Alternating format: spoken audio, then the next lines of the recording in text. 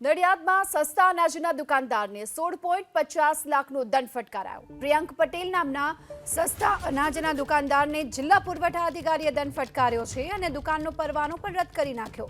6 મહિના પહેલા નડિયાદમાં સંજય સચદેવ નામના દુકાનદારનો પરવાનો રદ થતા વધ્યો હતો જથ્થો પ્રિયંક પટેલ નામના દુકાનદારને ફાળવવામાં આવ્યો હતો, પરંતુ ગ્રાહકોને આ પુરવઠો ન મળ્યો હોવાની ફરિયાદ થઈ, જેને લઈ મામલતદારે તપાસ હાથ ધરી।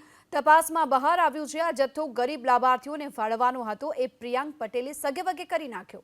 ગરીબ લાભાર્થીઓને આપવાનો થતો 16,000 કિલો અનાજનો આ જથ્થો સગેવગે કરી નાખ્યો છે, જેને લઈ દંડ ફટકારવામાં આવ્યો। આ સાથોસાથ પ્રિયંક પટેલની સસ્તા અનાજની દુકાનનો પરવાનો રદ કરી નખાયો। 2024 ગાંધીનગર પુરવઠા વિભાગની વિજિલન્સ દ્વારા નડિયાદની સંજય સચદેવ નામના દુકાનદારને ત્યાં દરોડા કરવામાં આવ્યા।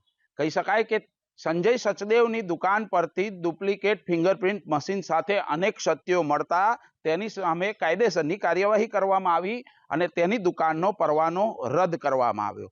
મહત્વની બાબત છે કે તેનો પરવાનો રદ કરતાની સાથે જ નડિયાદના અન્ય એક દુકાનદાર પ્રિયંક પટેલ નામના જે દુકાનદાર છે તેને આ દુકાનનો ચાર્જ સોંપવામાં આવ્યો।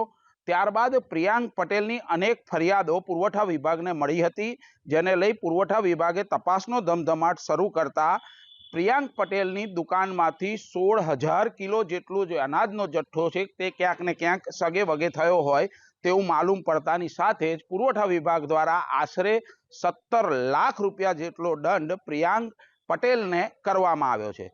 બીજી તરફ વાત કરવામાં આવે, કહેવત છે કે જે બિલાડીને દૂધ સાચવવા આપ્યું હોય તેવી અહીં આગળ સ્થિતિ ખેડા જિલ્લામાં સર્જાઈ છે। જલ્પેશ પટેલ, એબીપી અસ્મિતા, નડિયાદ।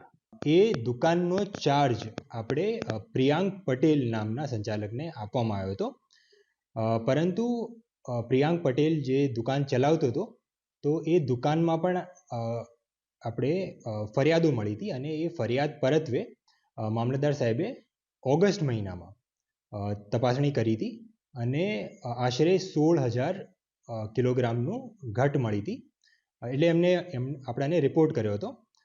જે બાદ આપણે ખાતારાએ કેસ ચલાવ્યો હતો અને એ ખાતારાએ કેસમાં આપણે 16,50,000નો દંડ કર્યો છે ફાઇનલ।